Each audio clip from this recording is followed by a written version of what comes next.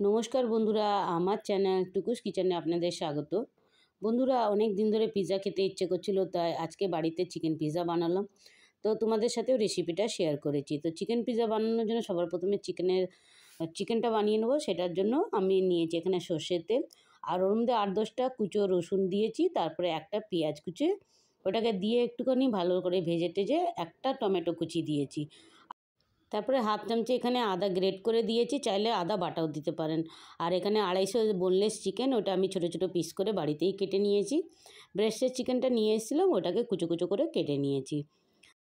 তারপরে এখানে দিয়েছি স্বাদ মতো নুন আর একটু হলুদ দেওয়ার পরে একটু নেড়ে তারপরে দিয়েছি হাফ চামচের মতন জিরের গুঁড়ো, আর 1 চামচে দিয়েছি লাল লঙ্কা, আর হাফ চামচে দিয়েছি ঝাল লঙ্কা, একটুখানি চিলি ফ্লেক্স, আর একটুখানি দিয়েছি গোলমরিচের গুঁড়ো।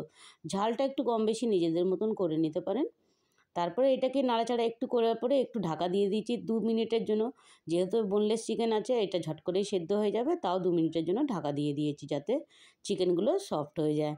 তারপরে একটুখানি ঢাকাটা খুলেই এটার মধ্যে দিয়ে দিচ্ছি 1 চামচের মতন শেজওয়ান চাটনি দিয়েছি আমি, এটা টেস্টি করার জন্য। চাইলে এখানে সসটাও ব্যবহার করতে পারেন। তারপরে এই দেখুন, একটা করে আমি পেঁয়াজ, টমেটো আর একটুখানি একটা ক্যাপসিকাম, এটাকে সব দানা বার করে আমি এটাকে ডুমো ডুমো করে কেটে রেখেছিলাম।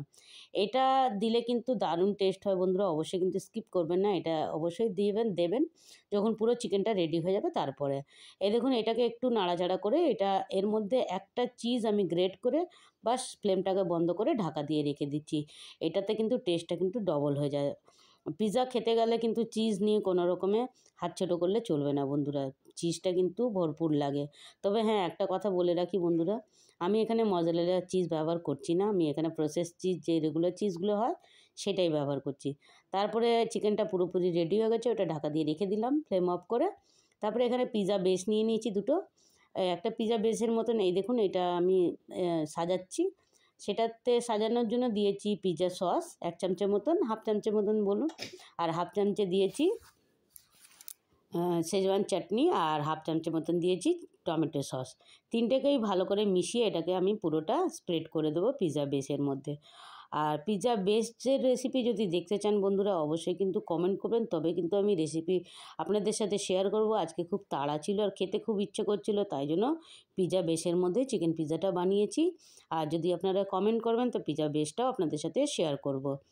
তারপরে হাফ এখানে একটুখানি বেসটা লাগানোর পরে মানে সসটা, তারপরে ওর মধ্যে একটুখানি আবারও চিজটা গ্রেট করে দিচ্ছি। এখানে মজরেলা চিজটা দিলে ওই পিৎজাতে যেরকম টান টান ব্যাপারটা হয় সেটা কিন্তু আমার হয়নি, তবে কিন্তু খেতে দারুণ হয়েছে বন্ধুরা। একটুখানি এই যে চিজটা গ্রেট করার পরে আবার চিকেনটা যেটা রেডি করে রেখেছিলাম সেটাকে সুন্দর করে সাজিয়ে দিতে হবে। বা সাজানোটা মনের ইচ্ছের মতন, যেরকম ইচ্ছে দিন, বেশি কম। বাড়িতে খাওয়া হচ্ছে, নিজেরা করছি, তাই জন্য একদম ভরে চিকেন এখানে দিয়েছি। আর এই পিৎজাটা আমরা রাত্রিবেলা বানিয়েছিলাম, এটা ডিনারেই খেয়েছি। দুটো পিৎজা দুজনেরই একদম আমাদের পেট ভরে গেছে, তাই জন্য একদম ভরে চিকেন দিয়েছি। আর এইভাবে করে ক্যাপসিকাম, টমেটো, পেঁয়াজ এইভাবে করে সাজিয়ে দিয়ে যেরকম পিৎজাতে সাজানো হয়, দিয়ে ওর মধ্যে একটুখানি অরেগানো, চিলি ফ্লেক্স আবারও দিয়ে দিয়েছি। আর একটা যে হাফ চিজটা রেখেছিলাম সেটাকেও গ্রেট করে দিয়ে দিলাম। আর একটা স্লাইস ছিল সেটাকেও বেশ কেটে আমি সাজিয়ে দিয়েছি।